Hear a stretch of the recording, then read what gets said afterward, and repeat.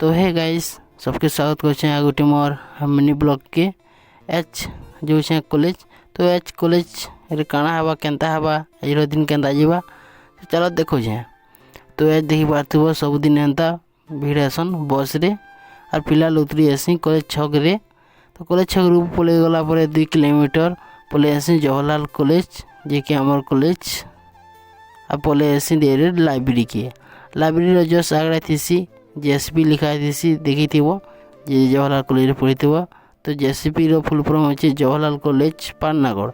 तो फिलहाल क्लास करवार लगी पलि आसी मुई भीतर तो देखी बार तो आमर ऑनर्स क्लास सरी सारा परे आमर दोस्त मन के तो हाय हेलो कर देसन टीके और आशीष के कहाँ काटी छो देखा बोलसी बोल के किए डाकुच बोले डुंगी देखला देखी देखसन और देखासन तक फोटो जे कि बेटी पढ़ाओ बेटी बचाओ लिखी दीसन और ठिया उठी भी देखार कोशिश करसन देखी पार्थुव भलसे हाजिर बेटी पढ़ाओ बेटी बचाओ।